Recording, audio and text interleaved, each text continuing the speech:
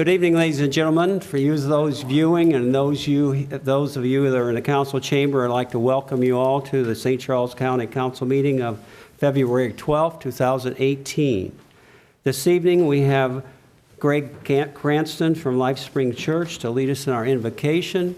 After the invocation, then Terry Hollander will lead us in the pledge. Will everybody please rise and remove your hats?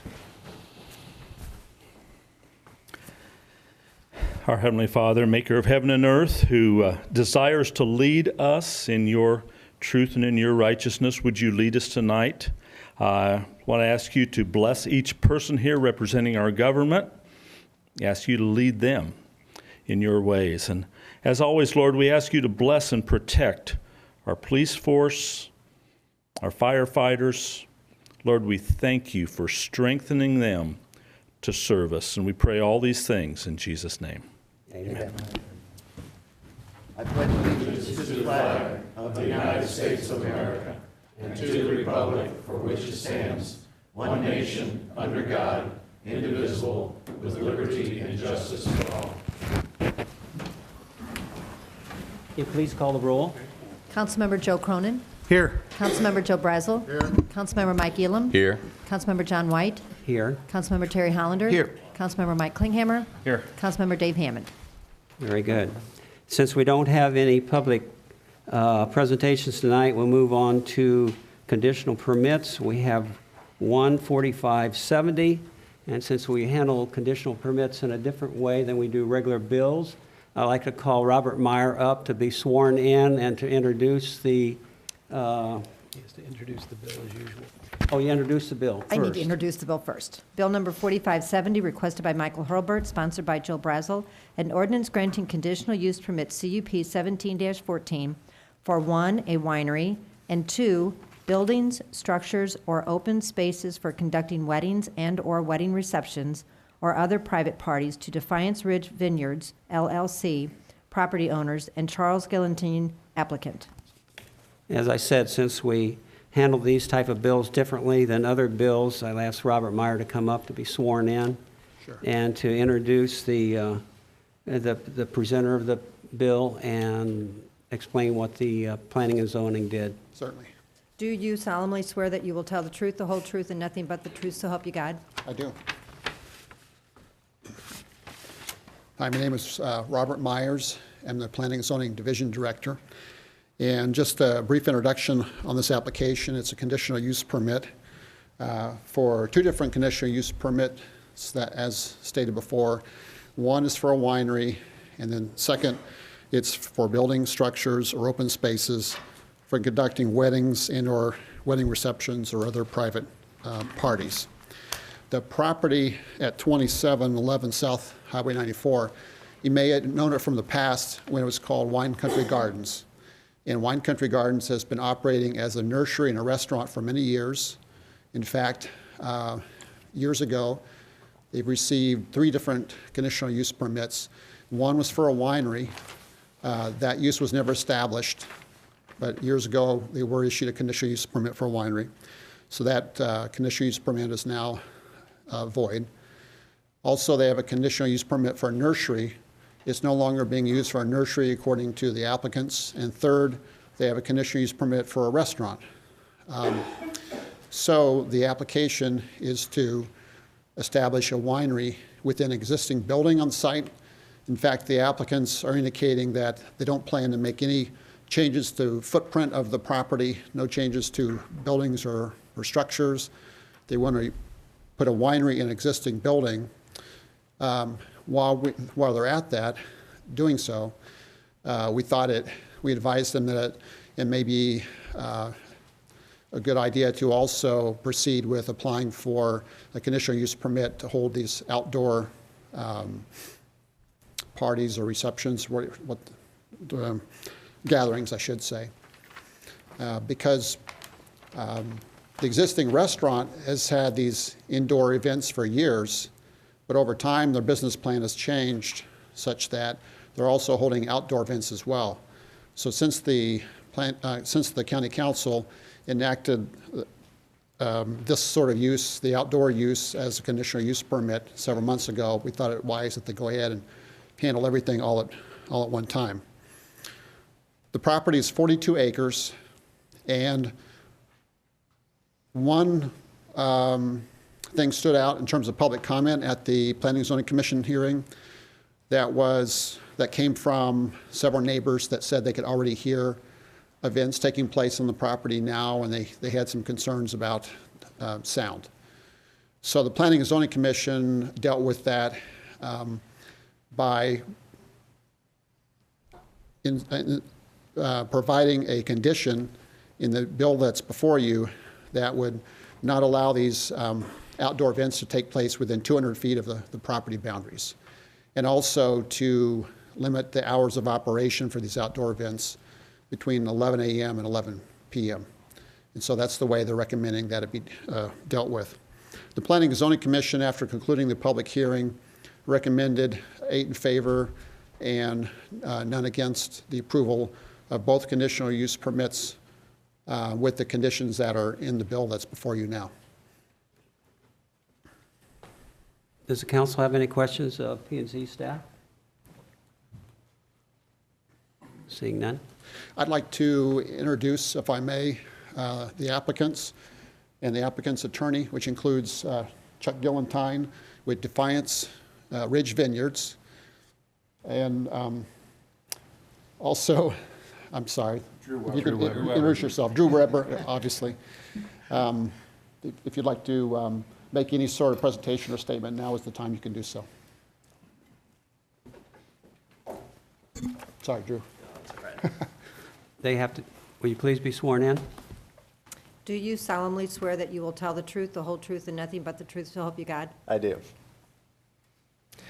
As Mr. Myers indicated, my name is Drew Weber, and I'm here on behalf of the applicant Defiance Ridge Vineyards for this conditional use permit application for 2711 Highway 94 South in Defiance. Again, as Mr. Myers said, the UDO calls for conditional uses for a winery, and then more recently for building structures or open spaces for conducting weddings and or wedding receptions or other private parties. The property, which was previously Wine Country Gardens, has held weddings and receptions for many years, but when we were meeting with staff in an effort to kind of button up the land use, we agreed to apply for this conditional use permit since we were already going to come here for the winery conditional use permit. No, it's not advancing.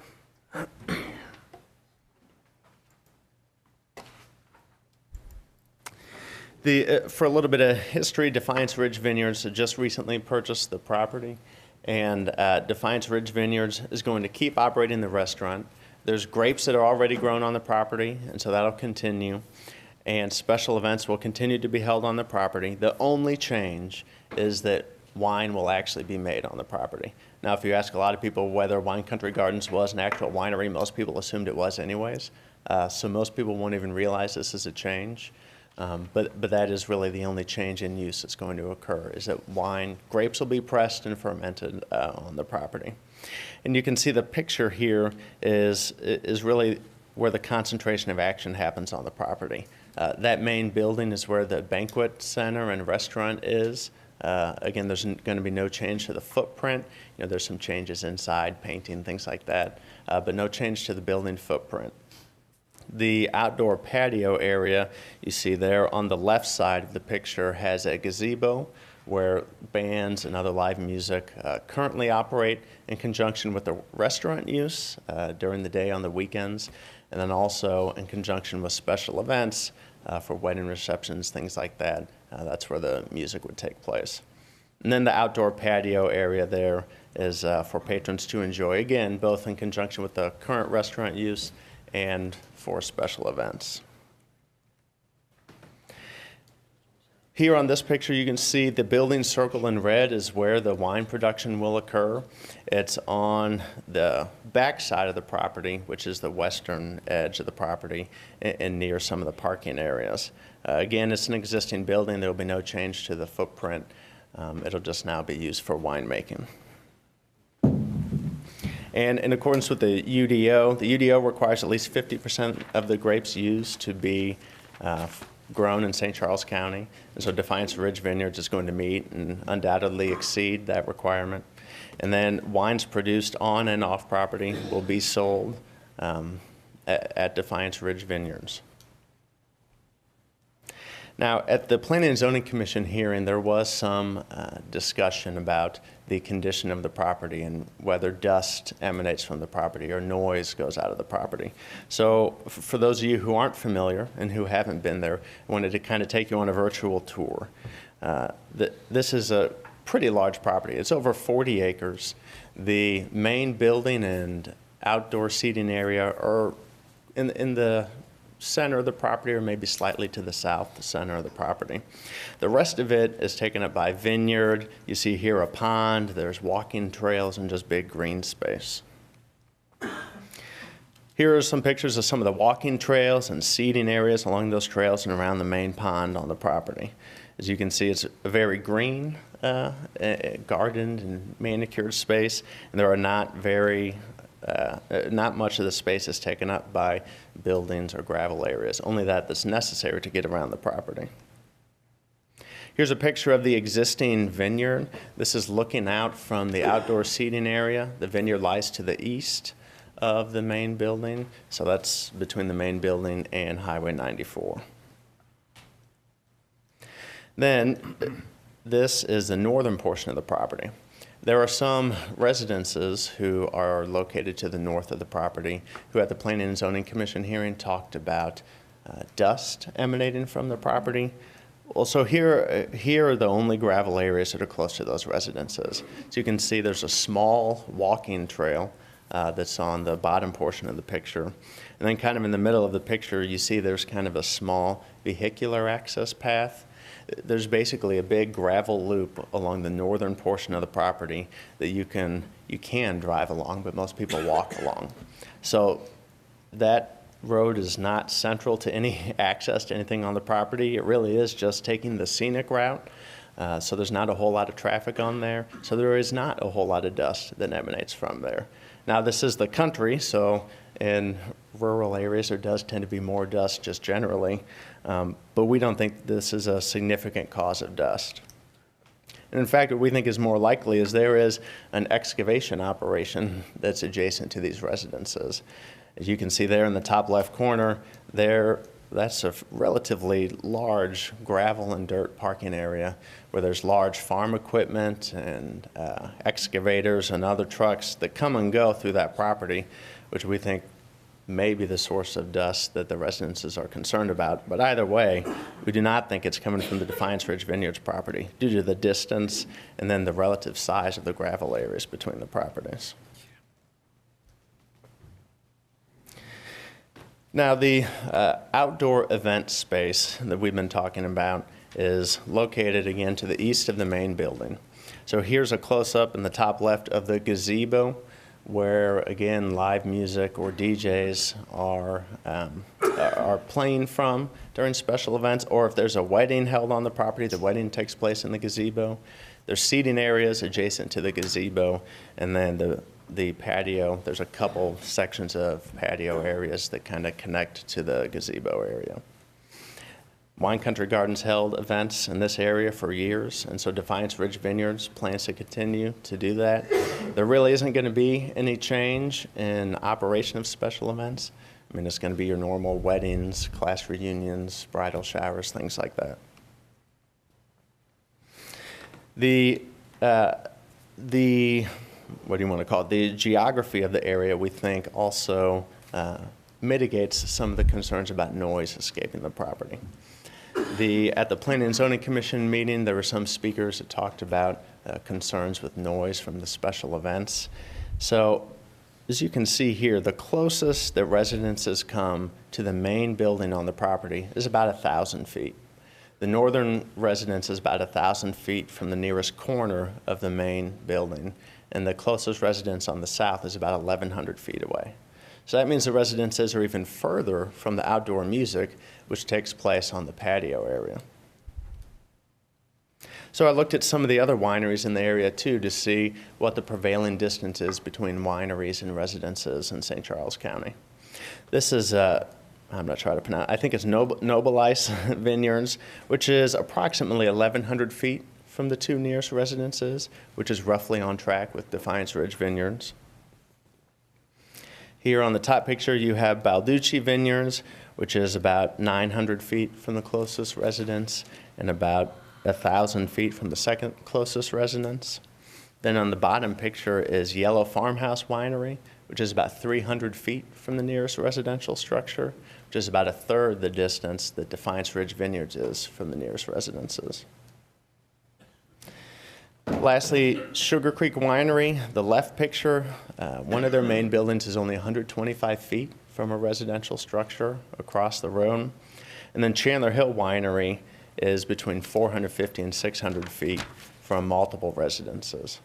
So Defiance Ridge Vineyards is, frankly, it's farther away from residences than some of the other wineries, and it's about as far as a few others.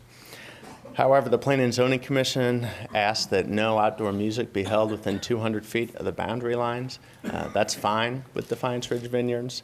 The closest that the gazebo comes to the boundary line is about 225 or 230 feet, and that's just at the closest point, so most of the music takes place even outside that boundary area. So in conclusion, I looked over the past 20 years, the county has granted 7 conditional use permits for wineries. As you know, most, if not all, wineries hold weddings and other special events, but none of those conditional use permits imposed any end time for special events or end time for live music. The only restriction was one of the wineries is close to a church, so they can't play music during church services. But other than that, this Defiance Ridge Vineyards is the only winery that is subject or would be subject to time constraints. And we're fine with the restriction on live music being between 11 a.m. and 11 p.m. We think that's sensible and that works with the business plan. But any additional restriction earlier in the evening, for example, for one, would just not work with holding special events. I mean, no one leaves a wedding at 8 o'clock, right, or 9 o'clock. And then two, it would be unprecedented in the sense that no other winery would be subject to those restrictions. So we asked that Defiance Ridge Vineyards be treated like the other wineries. We're fine with the conditions that Planning and Zoning Commission has recommended, and so we asked that the County Council approve the conditional use permit requests as presented by the P&Z. And I'm happy to answer any questions that anyone may have. Does the council have any questions for the representative? Mr. Mr. Weber, did you guys sign a waiver of the CUP, the hearing, so you're not going through the hearing process? We have not done that yet. My understanding is we have 5 days after this meeting to do that, right? Correct. Okay, is that okay? Yes, I was just wondering why. Yeah. Okay. So we have not done that yet, no. Okay, so to me, this is this is pretty simple. I mean, the winery's been in business for 15, 20 years or something like that. The restaurant on the part, yeah. Yeah, right. with what they're Right. doing. So my question would be this: if you do nothing, if you do nothing with anything, this fails or whatever, you're still, the music, the complaints, the music, the dust, all that are completely irrelevant to the making of the wine. Yes, that's right. Yeah, there's still people who are going to be coming to the restaurant, right, who will still be going. I mean, there's live music associated with the restaurant use, so there's still going to be people using the property. So the bottom line is, just to make sure we're clear here, the application for getting the CUP is in order to become a winery in order to make wine, but everything else remains the same. Right. Otherwise, you don't get the CUP, you're going to remain, everything remains the same. Right, that's right. So the 11 o'clock music stipulation, is there a stipulation currently now? No, no, in the conditional use permit that approved the restaurant, there was no time limitation. So does the applicant, is the 11 o'clock time frame, is that difficult in order for his clients to book weddings? No, no, when I talked with the client about the time frame, they said, I mean, most weddings are done at 10 or 10:30, people are wrapping up and out of there by 11, so. that's fine. Okay. I don't believe I have any more questions. Any other council members have any questions? Mr. Cronin? I've read most of the letters that were wrote to P&Z, and some have been coming in, and it seems to me like the most valid complaint, so to speak, that a lot of people have is related to amplified outdoor sound, okay? In the middle of 40 acres, that dust isn't going to travel that far, but amplified outdoor sound does. And I live down the street from a wedding venue, okay? And I don't have any problems with the amplified outdoor sound on weekends, but I'm not certain I would want it 7 days a week, okay? Right. So that being said, I would, you know, in the interest of being a good neighbor to your neighbors, I would maybe suggest that maybe that outdoor sound could be limited to weekends possibly, if that's not a big problem for your clients. We had a similar thing at Valley Farms in my district. It handled weddings, and that's what we did. We had amplified outdoor sounds, amplified outdoor sound on the weekends, but during the week when people got to get up to work the next day, we didn't. So that's just a suggestion I have, because the way it's written, I have no particular issue with anything else on here, but amplified outdoor sound 7 days a week to 11 o'clock, I could see where some of the neighbors might not be too happy with that. Yeah, I appreciate the comments, and you know, from a business perspective, they might wish that people got married 7 days a week, right, and held special events. But practically speaking, there are not really events that occur during the week, and if they do, I think they tend to be maybe business-associated events that are, you know, during the daytime. So restricting hours, you know, Monday through Thursday, let's say, wouldn't be a problem, because I mean, maybe once a year, I don't know, they could correct me, but I don't think there would be nighttime events during the week. The owner is here. Sir, would it, like Monday, Tuesday, Wednesday, Thursday, would it be a problem? Joe, you can't ask him, he has to be sworn in first. I'm sorry. New procedures, I'm sorry. Yeah, new procedures, yeah. Well, then I can ask So maybe it him. might be different for holidays. Okay. Yeah, But- what about 4th of July or Right. Labor Yeah, Day? Right. well, do it Right. holidays. Holidays, you know, exclude holidays. That's up to you. Any other council members have any comments or questions? Well, then we'll move on into public comment. Those who wish to support or oppose this application are invited to come forward. You must have already filled out your card before the meeting started, and the staff will call you up to the podium and you'll be sworn in. The first speaker we have is Hudson Shade.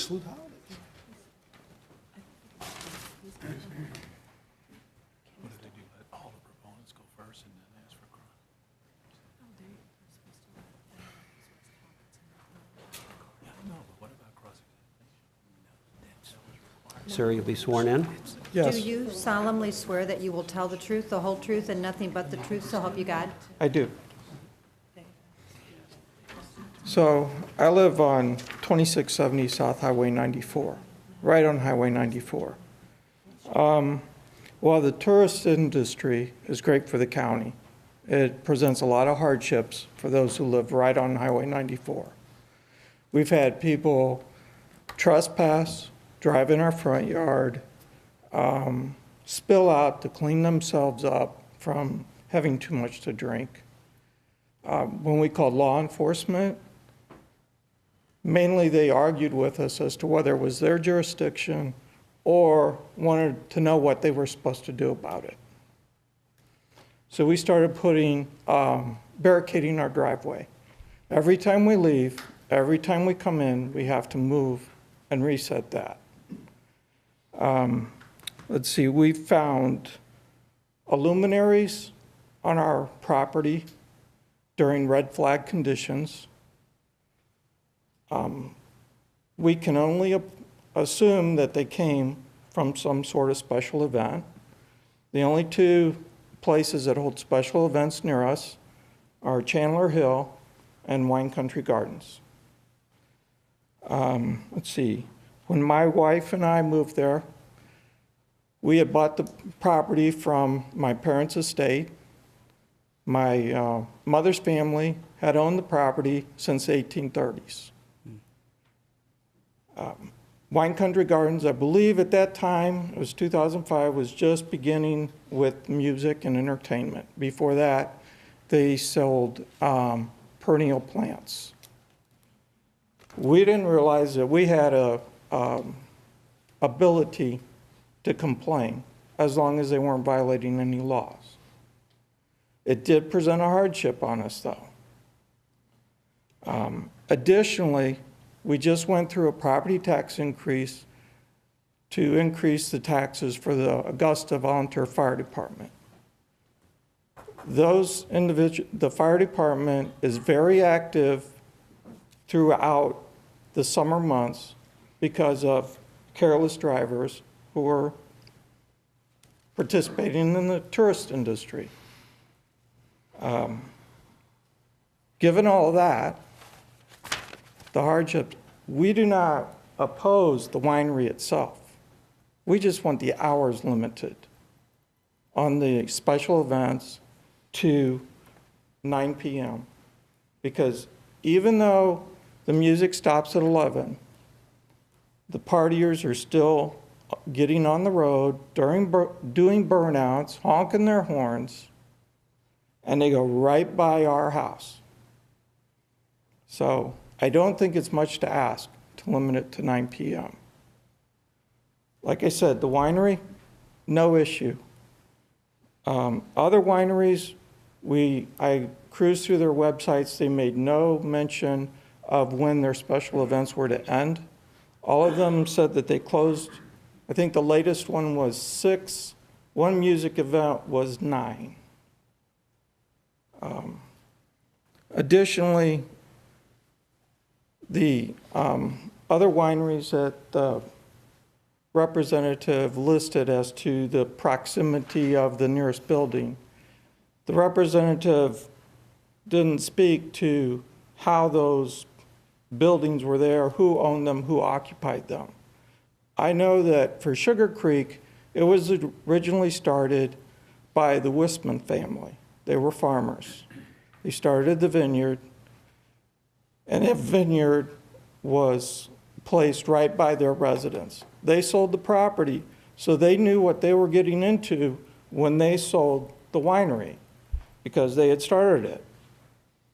So I'm just wondering how many other of those buildings located next to wineries are either owned by the winery owners or people who have an interest in them. Let's see.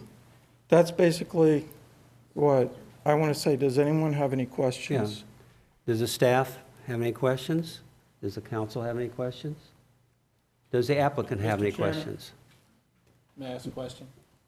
Yes, Mr. Elmer. Sir, what law enforcement agency did you call about your problem? The first time we called the Highway Patrol because our cell phone coverage, that's the only thing we could get was Star 55.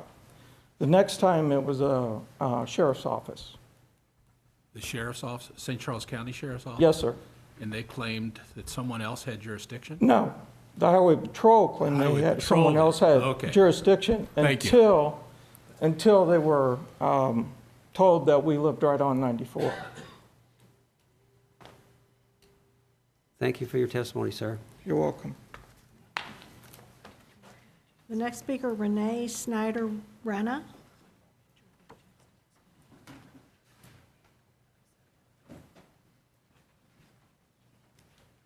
Will you please be sworn in?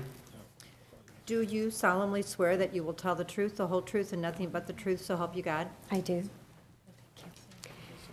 I live at 85 Holden Road, which is the property north of Defiance Ridge.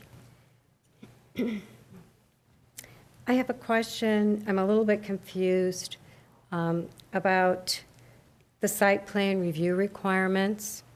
405.525 D.9 states, the parking surface must be constructed of all weather dust-free surfaces.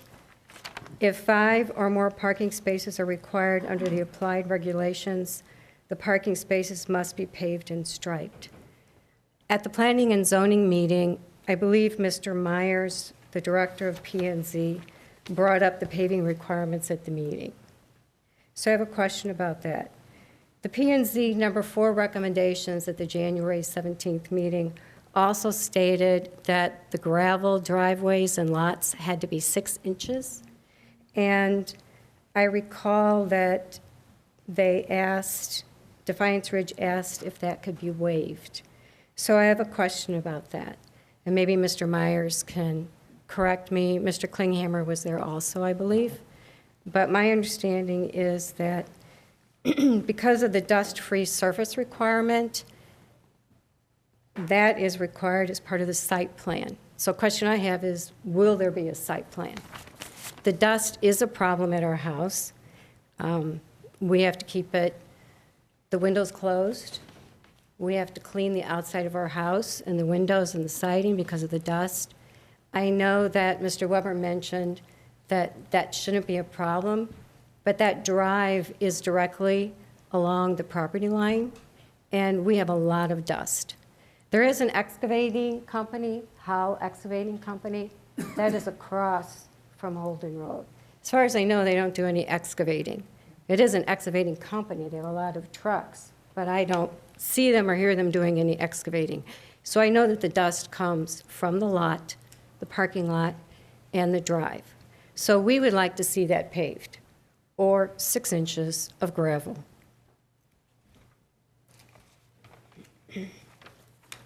We do request that all special events outside the restaurant end by 9 o'clock. When I was reading the P&Z staff analysis dated January 9th, 2018, Wine Country Gardens Restaurant CUP currently allowed for all of the events the applicant has requested to be held indoors. That was CUP C605 from 2003. So if someone on the committee could address that, I'm curious if that allowed them to have outdoor amplified music. But the way I read that, I didn't see that it did, but I could be incorrect.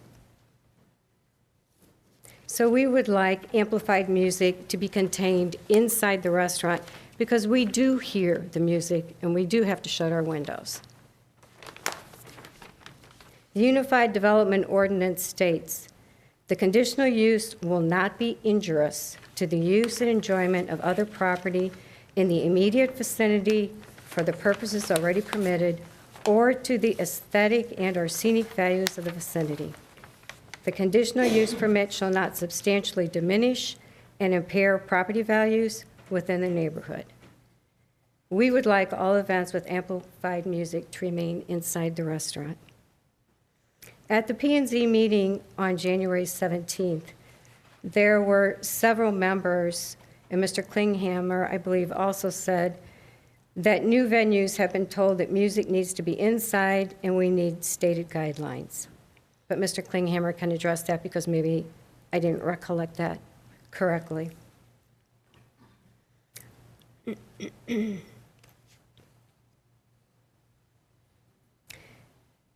Mr. Weber also mentioned that there was a residence 125 feet from Sugar Creek Winery. And I know Mr. Hud Shade also mentioned that. But please correct me if I am wrong, but I think that is Becky and Ken Miller's home. And I think they own Sugar Creek. So why would they complain? So if you lived in a neighborhood and your neighbor had band practice in the garage every night during the week, would you call the county or city police? And you would hope that there would be a noise ordinance that would protect you. What will protect us? So at the January 17th meeting, Defiance Ridge Vineyards slide said, Defiance Ridge Vineyards will continue hosting special events in substantially the same manner as Wine Country Gardens and without an adverse impact on nearby properties. Unfortunately, we are already living with the loud amplified music late at night and dust from the gravel roads and lots. So this negatively impacts our property. Thank you. Is there any questions from staff for this speaker? Any questions from the council? Any questions from the applicant? I have a question. I'm sorry, so help me, because this process is new. So she brought up some questions that I would be interested to hear the answers from staff. Can we have staff answer her questions now, or is that later in this process? I believe it'd be later in the process. I'm not real sure. I would have to defer to Jennifer or Mr. Hurlbert, one of the two.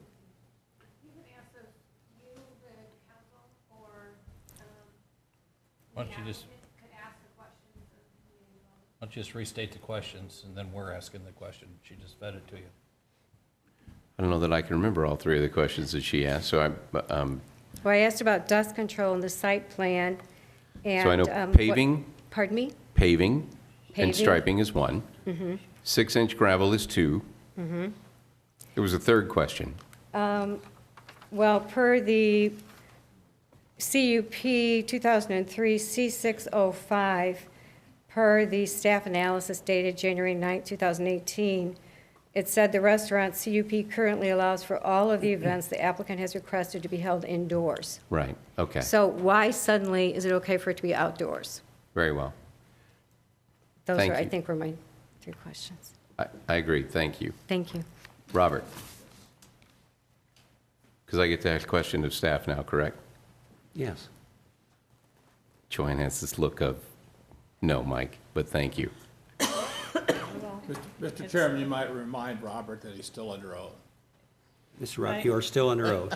I just want to make sure when you're done that Mr. Weber has the opportunity to ask questions of the person who is testifying, because that got cut off, and that was the only reason for my look. Mr. Weber, do you want to ask the question because you're before me? No? You're good? Thank you. Robert, welcome back. You're still under oath. I am, yes, I realize that. There you go.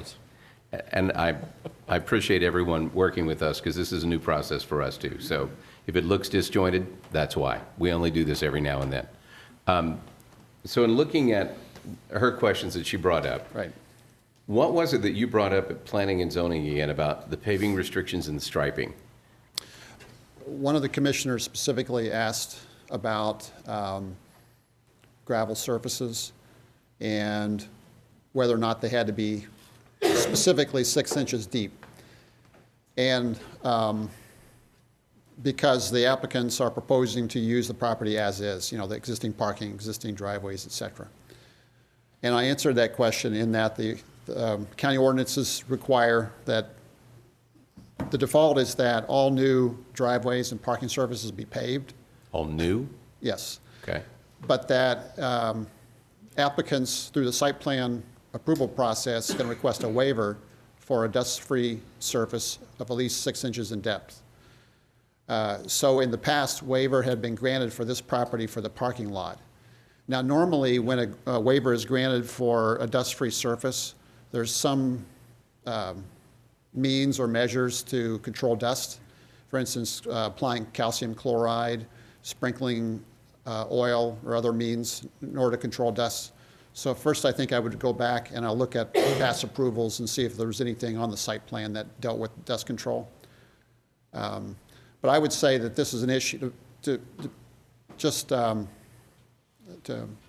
be more succinct. I guess this is an issue that can be dealt with at the site plan approval stage in terms of dust control and also dust-free surfaces. And one of my comments about the depth of the gravel, realistically, we're not going to go core drill everywhere on the property to see how deep the gravel is. So it's unreasonable to really verify that everywhere is uniformly 6 inches deep. But what I thought we could do at the very minimum is visually we could look at the property and see if there's any areas where it's obviously less than 6 inches deep, where there's any dirt, any weeds, anything that looks like it's worn through, and address those areas. I was curious about, so what was your committee called? Ad hoc committee. Sorry, man, it's been a long day. So ad hoc committee, one of the bills that we just passed was talking about development with a 1/4 mile of road. Mm-hmm. Now, this isn't a new development. So the restrictions that we talked about with that road going with something like this wouldn't apply. Is that correct? This is a private driveway rather than a private road. So a private driveway and a private road, Yeah, the difference- completely different things. Different standards. Okay. Different standards. Just curious, because that's the only questions I had at this point. Any other questions? Bill? What is, I'm just curious, what does the driveway, the gravel driveway and everything, what is going to be different from its current use to being a winery? None that I know of. I don't think it's going to be any different, the driveway. So when prior to this applicant, what kind of complaints would you get in this area? What kind of complaints would you get about Wine Country Gardens? I don't have the complaints before me, so I can't answer that. But I'm not aware of specific complaints for this property. It's not saying that we haven't received any. but Would I- it be some of the wineries complaining that they weren't making wine? Would that- For this property? Yeah, would that be one of the complaints? No, because they didn't have a winery conditional use permit. This was just a restaurant. No, I know, but in years past, that the prior applicant got the zoning put through, was the first one and only one that was able to do that. So one of the complaints was that they weren't making wine, because all the other wineries are mandated to make wine. So that was one of the complaints. So you got, For Wine Country Gardens? yes, Okay. yeah. Maybe people mistook it for a winery, is possible? Yeah, and it's a wine district, and the applicant's only change of use is basically going to be making wine. So Right. some of the concerns that are being brought up may be true concerns, but I'm just trying to figure out the relevance, because if nothing happens, if they're not making wine and they just go back to what they're doing, then everything remains the same. So I guess the best case scenario is to possibly try to make it a little bit better for the residents in the area, but I know that the wine district folks are concerned about the applicant not making wine, so it goes both ways. So I don't know if that's a question, I'm just more of a statement, but. So I have one quick question, and perhaps you can help me with this, or he can help me with this, because, so when we did Valley Farms, we put a restriction in Valley Farms that they had to stop music at 10:30, didn't we? That was a condition that I did not suggest. The owner actually made peace with the neighbors by putting that in, okay? He suggested. Volunteer. It was volunteer.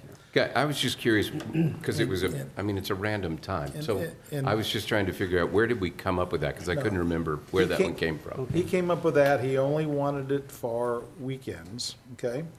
And, you know, as far as am I free to make suggestions here? No. No. Okay. No, you're not. Okay. God forbid Let's to do move your, on. God forbid I to can't do do your my job. You can't Yeah, do your I'm job, Joe, yep. Well, then I can make just a statement. You have a question? As someone who has gravel driveways of my own, okay, if you use clean rock from the quarry, you can get clean rock, which means they wash the powder dust off of it. It eliminates the problems, okay? And I can tell you that I live down the road from a wedding venue that I would be very happy to support, other than I think the biggest issue in this one from the letters I've read, and this is a statement I could say, is that amplified outdoor music every day of the week till 11 o'clock. Okay. Okay. Mr. Ellman? Mr. Chairman, Robert, just a procedural question. As far as just as an example, take the time. Right. The original application had no limit. Is that right? For when the music had to stop? My recollection is that the owners had a narrative that explained what hours they expected to operate, and then But do you remember what it was? it's in your packet, and I do think it was till 11 p.m. is what the narrative indicated. Okay, because I got the idea that the 11 p.m. was an additional condition that the P&Z put on it. The 11 p.m. was staff recommended, and the But was it planning part of the zoning commission- original request? Yes. Yeah, well, staff recommended that as one of the conditions, would be that they end the time as indicated in their narrative statement. Okay, but 11 p.m. that's my question here. When the bill comes to the council, is it the original request that the applicant made? Or is it the bill that the P and Z is recommending with their own additional conditions? It's typically with the conditions recommended by Planning and Zoning Commission. That's in And that's the draft way bill. we've always done it? Then the applicant has the chance to come and say, hey, Oh, I P understand. and Z threw these things on us, but we'd like the council to Right. take those off. It's just a question of who has to get 4 votes. The applicant to change it back, or the people who want it to get it in the first place? Since P and Z is just advisory, I don't quite get that, but we can talk about that later. Doesn't seem to be an issue since they've agreed to the 11 o'clock. Mr. Klinghammer, do you have a question? Yeah, the neighbor, I apologize, I forgot her name now, but she brought up one point that was discussed at Planning and Zoning, and that being, as you guys remember, we've had quite a few wedding venues that have cropped up mostly in District 2, and I think one in Mr. Cronin's district. And we've, at Planning and Zoning, the board looked at it and said, yeah, we'll contain the music to inside, and we put some limitations about how long into the night that they can play. We're going to have a different set of rules if it's a winery, and that to me, and I made the comment at Planning and Zoning, that's a little bit of a semantics, or you know, what do you really call it versus what it is, versus should they have live music, and the live music is primarily going to be used for those wedding events, the weddings and class reunions, and the same thing, the same type of activity that's being held at a wedding venue, a barn venue is what most of them seem to be, versus being held at a winery. So should we have 2 sets of rules depending on whether or not you're a winery that has nothing, in my opinion, has quite frankly nothing to do with the event that's in question here. The fact that it's a winery doesn't really come into play, that it's also an event location for primarily for a wedding event. So why do we come up with 2 sets of rules? One, if you have a winery associated with you on premise, and another set of rules if you don't have a winery on premise. So I think that's really what we need to discuss is, if we're going to have outside events, what time should it be curtailed at? And number 2, should we require all of them to be inside, or is it okay to have them outside? And I think we should just have 1 set of rules, and I don't see the logic of having 2 sets on essentially the same type of activity that's being conducted. Okay. And I think that's something that we need to go back to staff and say, okay, here's, of course, with the executive's agreement, this is what we think the policy for St. Charles County should be. I think it's, having 2 standards is kind of crazy. Okay, very good. All right, moving on. The next speaker. Paul Renna.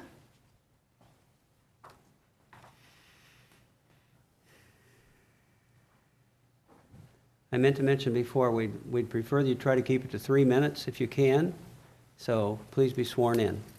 Do you solemnly swear that you will tell the truth, the whole truth, and nothing but the truth, so help you God? I do. Hi, gentlemen. My wife asked the question if anyone would want to live next to someone who had loud music playing next to them a couple of days on the weekend into the evening, and I don't think that question was quite answered. I don't think any of you would. Thanks. I don't think any of you would. I just wanted to bring up a point to the dust control one more time. There are a lot more cars, delivery trucks, back in the day, trucks that delivered plants to the Wine Country Gardens. So there was a lot more traffic with trucks and cars, and even the special events when they have their Defiance parade. So those events, that gravel road is close enough to our property line that it just sends a pillow of dust through the trees with leaves on it, over to our property. So there is a lot more dust generated from that than the few trucks that go in and out of Howell excavating. So there is a lot more dust. I've lived out there since Wine Country Gardens was not even in existence. And they went from a nursery to a snack shop to a small restaurant to a bigger restaurant to a bigger restaurant that they could practically walk from their place down to the Defiance post office without getting wet. It got so long. So it's almost like the analogy of the frog being in the pot of water. You turn it on, frog doesn't know it's getting cooked until it's too late. So I just think that the progression of what the property is being asked to do now, it runs in that way. I have nothing against them having a winery, but I'm out on the weekends on both days on my property, and the enjoyment of it is less than enjoyable because of the ensemble that might be playing or the band that's playing at night at the wedding receptions, which no one has control of the wind. And when the wind blows on the top of a ridge, it goes the way it wants to, and it's everywhere. And the noise is up there because I've lived there for 15 years. It does impact the enjoyment of my property, and so does the dust. And I think those should be considerations that noise pollution shouldn't have an effect on everybody just because it's been done for all these years. Anybody have questions for this applicant? Any questions? Council? Okay, thank you for your testimony. Thank you, gentlemen. Have the next speaker, please. Bill Lucchini? Sorry, Lucchini, close. Please be sworn in. Do you solemnly swear that you will tell the truth, the whole truth, and nothing but the truth, so help you God? I do. I live in the area as well, have for a long time, 12 years. I've been coming out and enjoying the area for 25 years. So we've been to all the establishments, been to events, and enjoyed these great outdoor events because it's a beautiful place. It's an appealing thing for people to want to come out and enjoy the great outdoors. We got a great county park right there, Klondike. We got Katy Trail, and this is one of the most, and we did the entire trail a couple months ago. And some of the most appealing and attractive part of the entire trail across the state is in the Defiance, Augusta area. And so people come out to that area for those reasons, because there's beautiful venues that people could come out to and enjoy. So what Chuck is proposing here, I think, being a winery, I, like everyone else, thought it was. It's like, okay. So I think their use as a winery is a good use for that area and that facility. Also, I would not add any additional restrictions to this winery that the other wineries don't have, even playing field. So I wouldn't, to put restrictions to 9 o'clock, you can't have it on Tuesday. This is good for business, this is good commerce for the area, and I think the area needs it. It thrives on these kinds of activities and these businesses. So I would ask that you support the winery, the existing conditions that they don't have right now. I would be careful not to overly burden this business on hours at 5 o'clock, 9 o'clock, 10 o'clock. I would be consistent about that and what all the other wineries are doing and do the same here. Any questions from council? Staff? Applicant? Okay. Well, I got a question. You live close to other wineries? I do. I live close to Montel. And do you hear that on the weekends? No. You don't? Okay. Okay. I think the noisiest facilities that you'll find in this immediate area is right down the hill, right there at Yellow Farmhouse Winery. There's bars, there's outdoor bars that have music. There's houses immediately adjacent. I think one that serves barbecue sometimes gets a Right. little loud. And it's right there. So that's the most concentrated area as far as housing and outdoor music venues. Thank you. Thank you. Next speaker? Well, Mr. Dienhoff filled out a card at 7:35, but he did fill out a card, so that's Oh, there's a gentleman that. I have a card too. Did you turn it in before the meeting? No, I didn't turn it in before the meeting. It's your call. Counsel, you wish to let him speak? Okay, you Yes. come forward. Try to limit your time to 3 minutes, sir.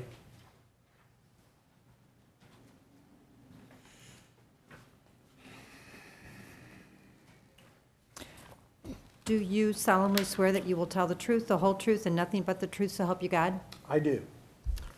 My name is Mike Wadawa. I live about 3/4 of a mile from the winery, from the one that we're talking about, and about 3/4 of a mile from the one on the other side of the hill, which is Chandler Hill. I also, on the weekends, get to hear the wonderful music from the biker bars, from the barbecue establishment, and you know, it's the weekend. The rest of the week, it's fine. It's quiet out there. One of the things I really like about the other venues, though, is that when it's dark, when darkness comes, the music stops. The gentlemen about my age who drive the big $25,000 motorcycles usually head home before it gets dark. So those venues, including the barbecue restaurant, become pretty quiet when night falls. On the other hand, the wineries occasionally have wedding events that go a little bit later into the night. One of the things that I have a question about is fireworks. We have fireworks at Chandler Hill, usually at dark, lasts about 5-10 minutes celebrating the wedding. Not a big deal. So, you know, overall it's not. But what worries me is that when they gave the 2003 conditional permit for Wine Country Gardens, I was at that meeting, or here, our building, wherever it was. Their comment was, we want to sell a few glasses of wine. And as my neighbor Paul said, pretty soon it became a big venue with weddings and things like that. So that's really my concern, you know. What's going to happen beyond this? One of the things I'd like to point out is that the 125-foot residence in Sugar Creek, yeah, Becky and Ken Miller live there, the owners. One of the residences by Chandler Hill, one that's close, do you know who lives there? No one lives there. It's a vacant 2-story farmhouse for 25 years. I haven't heard them complain either. I guess I'm not so much complaining about the way it is now. It's just a little bit worrisome about what it's going to be unless we have one set of rules, as Mr. Klinghammer said. What's wrong with having it outside till 9 o'clock, moving it inside, perhaps, where maybe the noise is a little less and it's not irritating. That's what I would like to see done with that. So, and I do have some questions about what are their future plans. At the planning meeting, I observed the tape, and they talked about not expanding out into the other 40. I'm up the hill from that 40. I don't want to see them back there by the tree lines and things like that. As it is now, good relationship with Wine Country Gardens. Occasionally they went a little late, 10:45, no big deal. But what worries me is if it becomes during the week, if it becomes every weekend, if it gets to 11, 11:30, because sometimes the wedding party wants to linger on. So I would just like to have some reassurances that maybe it's going to stay pretty calm like it is. So I hope it does. Any Thank questions you. from council? Any questions from me? I have one question for you. You say you're concerned about them expanding back into the back part of the property. Does that Yes. mean you would not like them to plant grapes back there? Oh, grapes are great neighbors. Okay. Okay, I have neighbors who are grapes. They don't get drunk, they don't make noise. I welcome grapes. Staff Yes. have any questions? Applicant have any questions? Okay, thank you. You're dismissed. Thank you, guys. Mr. Dienoff.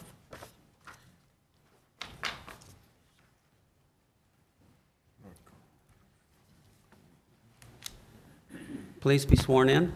Do you solemnly swear that you will tell the truth, the whole truth, and nothing but the truth, so help you God? Yes, I do. Thank you, members of the council. Arnie A.C. Dienoff, public advocate and county resident. I have 3 simple requests as a possible compromise in this issue. I go to the wine country quite a bit and see a lot of things that are very evident. I'd like to request along Highway 94, Defiance and Augusta neighborhoods that we add a DUI, DWI police enforcement. I think currently we have one officer that's assigned on the weekend for particular times, and I don't think that's quite enough police enforcement.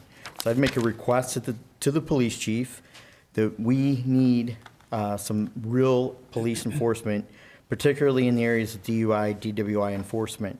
It's serious issues in this district. If you listen to the fire scanner, the Augusta Fire Protection District has called out on numerous accidents that are very severe, that include our helicopter that have to take people to the hospital. So I'm sure the chief is very aware of it, and I ask that he establish a DWI, DUI enforcement unit down in these neighborhoods to cut down and curb that and protect all of our county residents.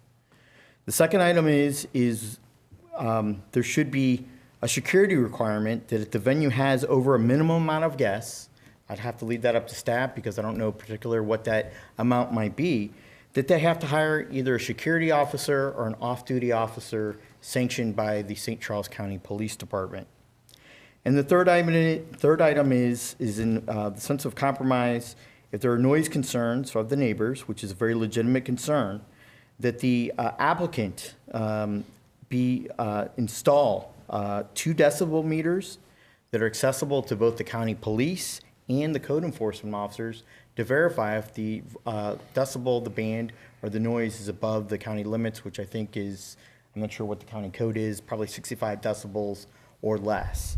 So these decibel meters are not that expensive, and I think it's not that big a burden to ask the applicant to install them on his property. Thank you. Mr. Enoff, please stay for questions. Sure. The council have any questions? Staff, do you have any questions? Applicant have any questions? You're dismissed. Thank you. Any That's others? all the cards I have. Okay, that concludes our public comment on this portion of the conditional use permit, and we'll move on to our regular agenda. Don't we have to give the applicant an opportunity to question any of the speakers? I did ask. Oh, every okay. time. My bad. I'll ask you one more time. Do you have any questions for any of the speakers? I don't have a question. Well, I do have a question for Robert Myers. Well, please come forward.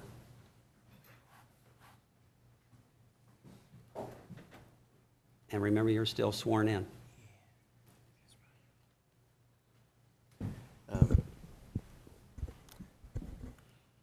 Now, Mr. Myers, there were questions about the difference between some of the other banquet facilities and the wineries as far as hours of operation. Do any of the other banquet centers that were recently approved have restaurants associated with them?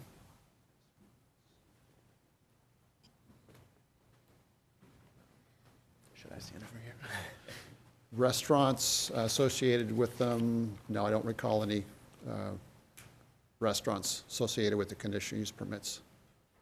So that could be a distinguishing factor between the wineries and the banquet centers.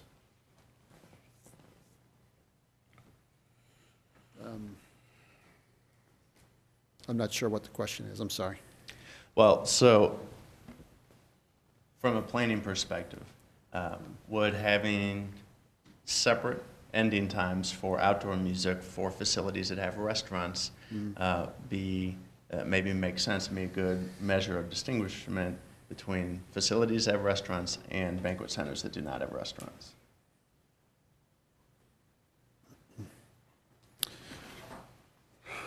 I just know that anytime there's outdoor events and outdoor music, especially amplified music, it makes sense to have, it can often make sense to have an ending time at which those activities have to go indoors or cease.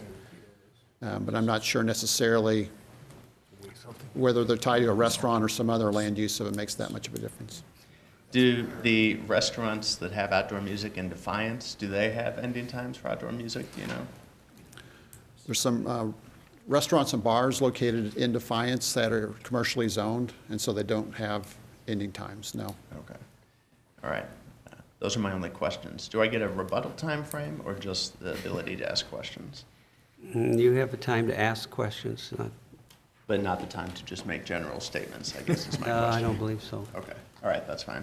Then I do not have any more questions. Very good. Well, then this will conclude the CUP public comments, and we'll move on to our regular agenda. There's another conditional use permit, bill number 4540, but it has been tabled. So we'll move on to public comments. This is a time when the public can come forward and speak on any topic, and if there is a topic that is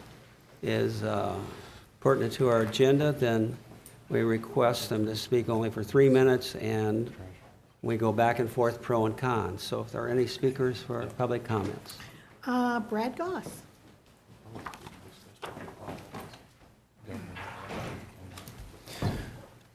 Mr. Chairman, members of the council, my name is Brad Goss. I represent NT Home Builders. We currently have an application to establish zoning. It's PUD 17-01 that is pending before the Plan Commission. Our current application requests an overlay zoning with an underlying R3B zoning classification. The county UDO allows an applicant to amend an application after the Planning and Zoning Commission has submitted its report to the council, or the Planning and Zoning Commission may modify the application on its own motion. I'm here tonight to inform the council that we will be amending our underlying zoning application to an R1A zoning classification, so that the zoning we are going to be requesting is an R1A PUD overlay. With that request, no apartments will be allowed as part of that project. In addition, the plan that will be presented significantly cuts back the multifamily units that are requested, which would be limited to villas or townhouses or that kind of thing, to basically cuts it in half. In addition to which, we've made significant reductions in the dwelling numbers. You'll see that on the plan. But I wanted the council to know in advance that we are requesting, will be before you requesting that change in the underlying zoning classification. In addition, there was an area of property, it's about 10 acres on the western side of the property, that contained the spur trail leading down to the Katy Trail. That was included in the legal description, but was not included in the plan, because the university gave us a legal description for everything they owned. That is what we submitted. Never our intention to include that property as part of the project. So we will also request that that property be excluded from the project and the plan, because it was never intended to be. I'd be happy to answer any questions that you might have.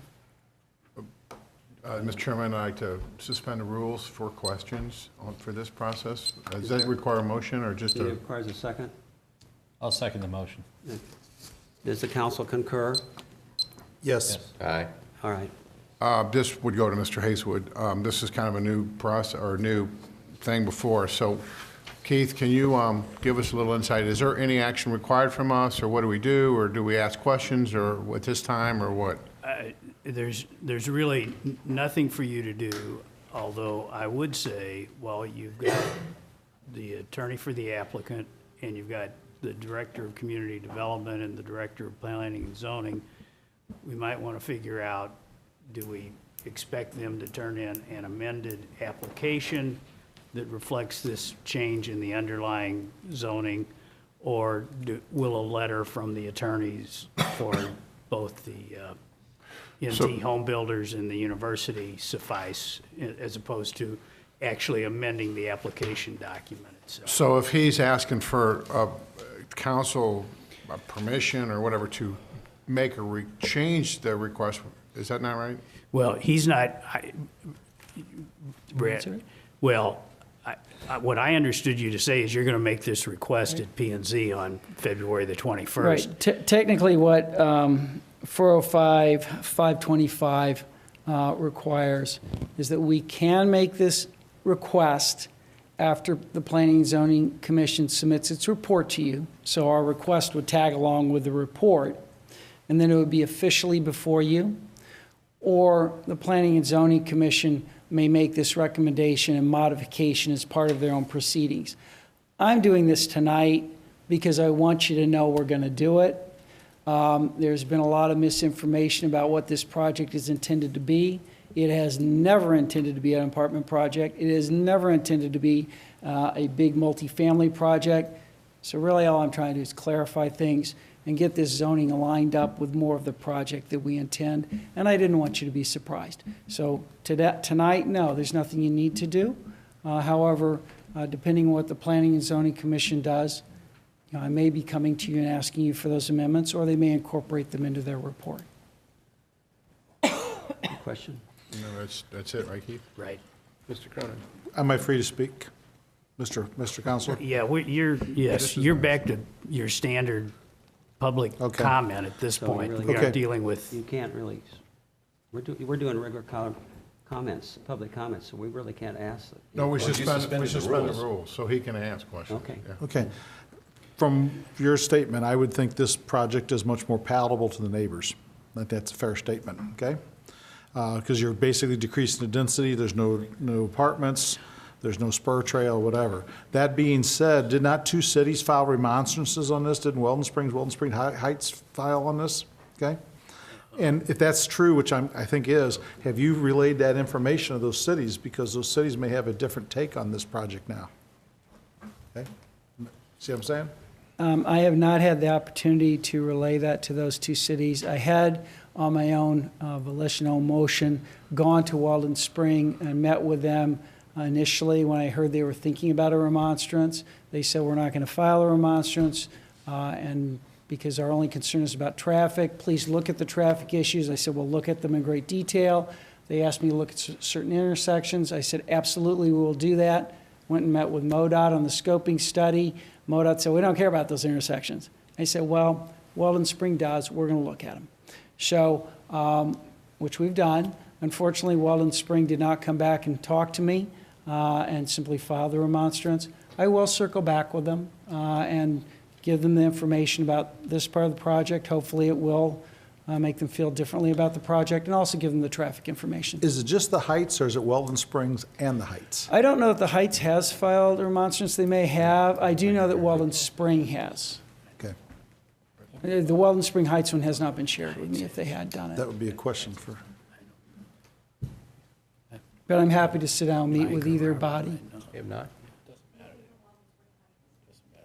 Okay. Nothing from Weldon Spring Heights. Okay. Does that conclude your comments? It does. Thank you. Thank you. Moving on. The last speaker, Arnie Dienoff.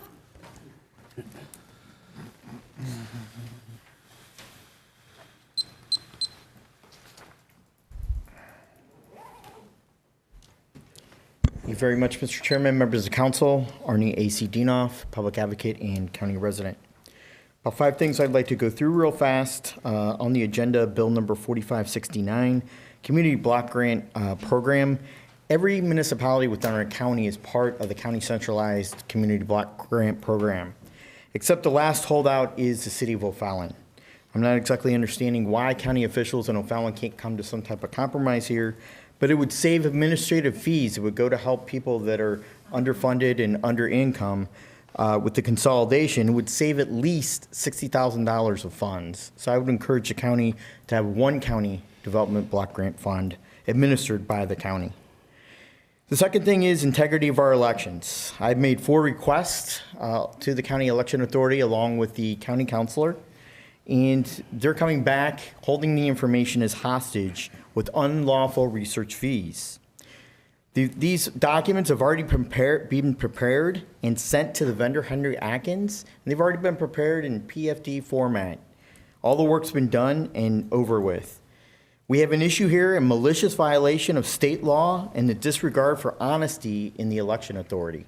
So I'd like the county council and the county councilor to address this. It needs to be addressed. The third item is I'd like to see the county council enter a resolution sent to the Missouri House of Representatives and to the state Senate to ask restoration of the DUI, DWI funding statewide for DUI checkpoints. This was cut out by the House and by the Senate in this year's or last year's appropriation budget. There's no funding for this type of enforcement. Number 4 is boards and commissions. We have over half of the county boards and commissions where the terms of office have expired.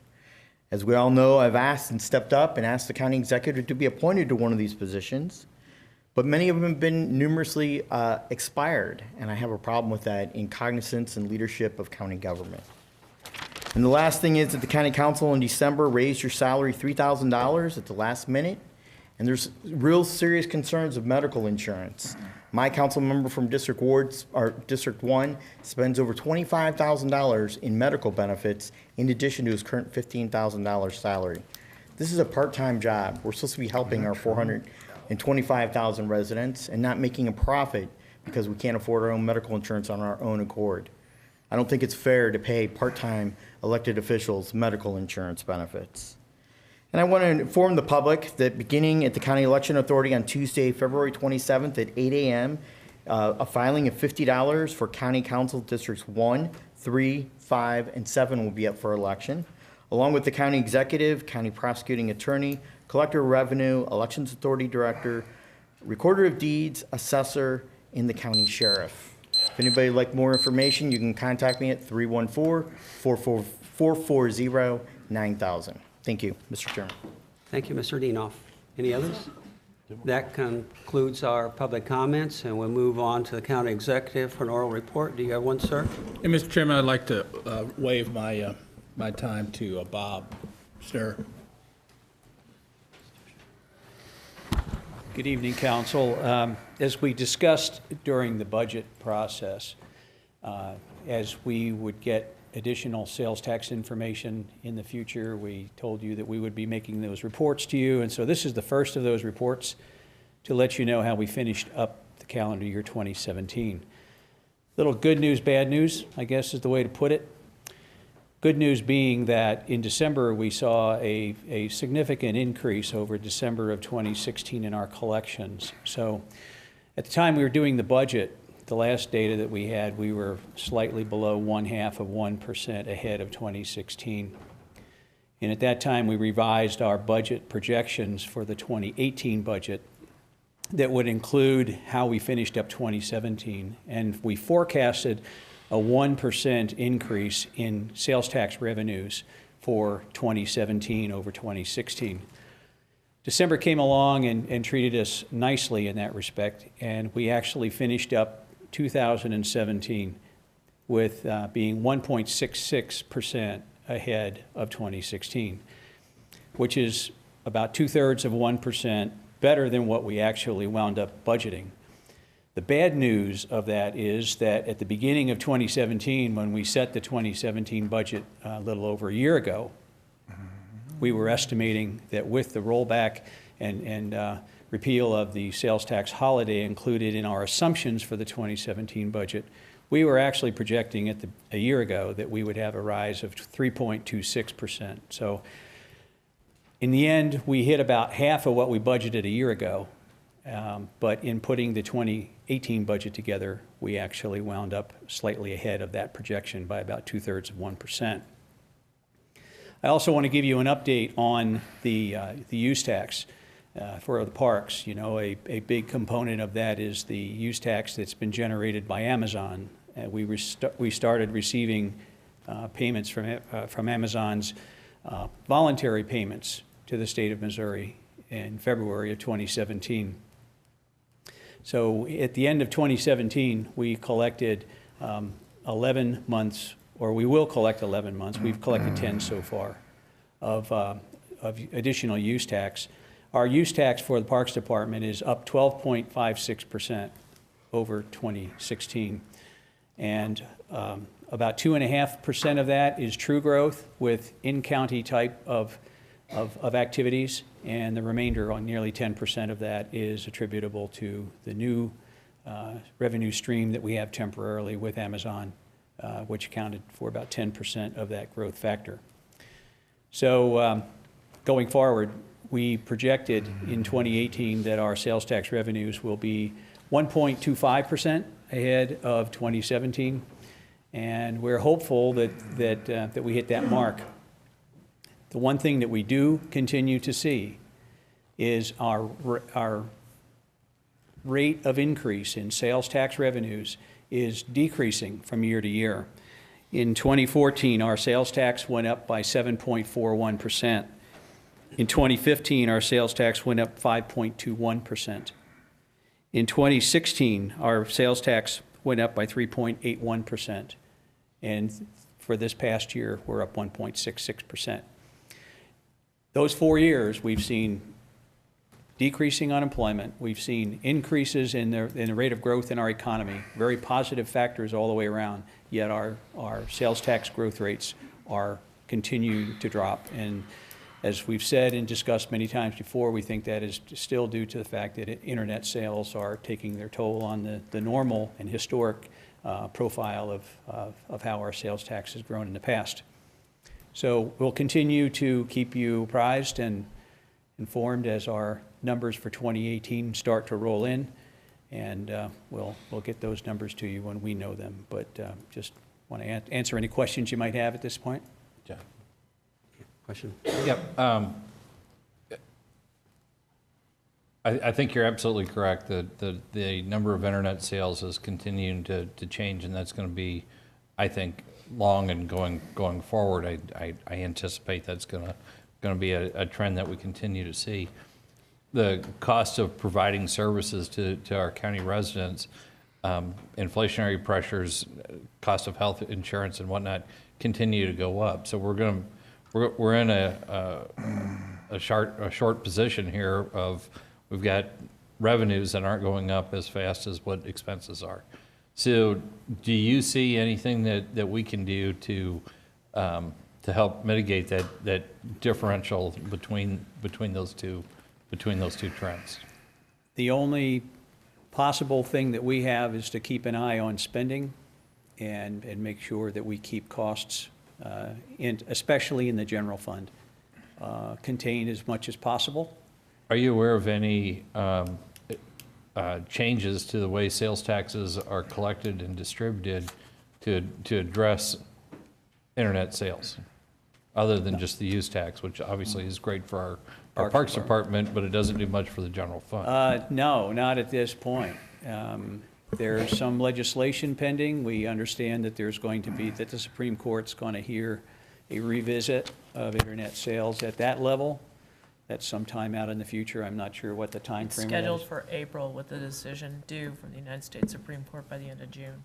Okay, so. And there was, 7 of us that went to Jeff City and discussed all this with the Director of Revenue. They don't really know too much more than we do. No, we had, as the executive said, we paid a visit to representatives of DOR. There must have been 10 DOR representatives in the room with our group, and they don't know anything more than we do at this point. And we're just going to continue to watch it, and we'll try to hold the line as best we can. The marketplace is certainly changing on how households buy their goods and services. And still the other one that I think we need to address at some point on a state level is our 911 service being funded by the sales tax on landlines, and the number of landlines continues to decrease, and I don't anticipate that that's going to come back anytime soon. My kids, when they're setting up households, are certainly not getting landlines, and I think that they're going to go the way of the buggy whip, and we can get we just can't charge enough sales tax on buggy whips to make any real amount to provide a necessary service. So I think that's something else that we need to talk about also, is how are we going to provide 911 service, or the funding source for the 911 service. That's true. Mr. Cronin, do you have a question? The businessman in me is telling me if the sales tax is doing this and the use tax is going up 12%, okay, we might want to consider renaming the Family Arena the Family Arena Activity Park, okay? Because I had this discussion years back with Chuck Gross. There's not much difference between the Youth Activity Park and the Family Arena. They both provide recreation to our citizens, but one gets funded out of general revenue and one gets funded out of the use tax. So, I mean, I think that's something to be would be interesting. And secondly, I guess, is I don't know with the lobbyists we have if there's a possibility of getting some type of legislative change where we could use some of that use tax money to fund 911. Okay. Very good. Well, that was a ballot proposition that went to the voters, and I think the voters would have to to weigh in on that before you would be able to be successful with that. That the voters might understand where we're coming from with that and possibility. Parks Department might not like it, though. He's looking excited about that idea right now. Yeah. Not at all. Anything else? I just think we need to be more proactive at pushing the issue and trying to get something done about the sales tax issue on Yep. internet sales, so. Yeah. I agree, John. All right. Yeah. All right. Thank you for your Thank you, report. Mr. Elm, does that conclude your report? That's it, sir. All right. Then we'll move on to the consent agenda. Is there anything to be removed from the consent agenda? Yes. Mr. Chairman, I would like to remove the construction, the Facilities Management Pet Adoption Center a bid from the consent agenda. Second. Second. Must have- All those in favor? Aye. Those opposed? Okay. For discussion? Discussion? I've had a couple discussions with Joanne today and also Ms. Ramsdale, okay? And there's some new information that came to light, okay? And I think it might be smart to give us a little bit more time. And I believe Mr. Greifsue is in agreement with that as well, okay, I guess. So I would like to postpone that to get a little more information together on this. It's All a right. relatively large, expensive project. Do we need to have a vote on that? No, it's currently off of the Okay. items removed. Very so good. it will Anything stay else there. to be removed? I make a Well, motion Are we done talking about that, or can we talk about it? Well, I it's just- tabled, so what more would you like to discuss? Well, I just want to, I'd be concerned, I'd like to have more conversation about the co-op that you're using, the percentages on it. There's other ones out there that aren't as high, and what the benefit of using U.S. communities versus TCPN or somebody else. On a project like this, I think it would be beneficial to get multiple bidders, unless I'm proven otherwise why this is a special project, and you would need to use a co-op. I see the benefit of co-ops, but I don't understand the benefit in this instance. Okay, very good. Make a motion, we accept the remaining portion of the consent agenda. Second. Approval. What are you going to talk about today? Is that a roll call vote, or? No, it's all. Okay, all those in favor? Aye. Aye. Those opposed? The agenda passes. Moving on to resolutions. Resolution number 18-01.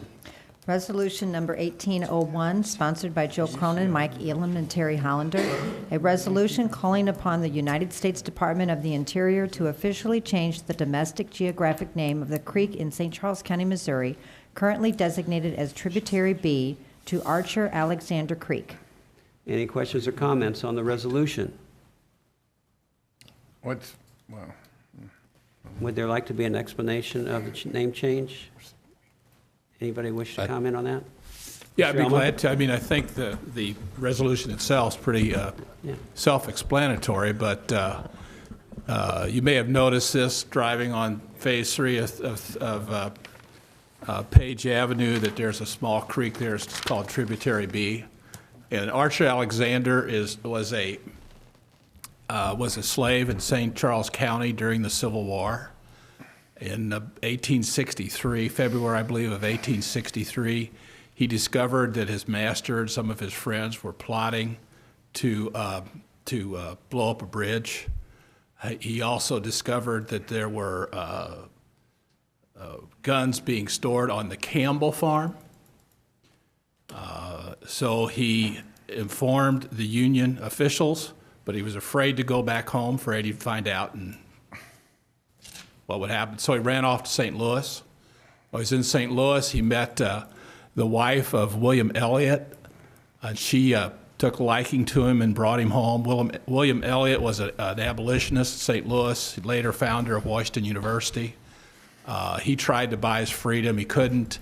Long story short is he ended up going to Illinois until the war was over.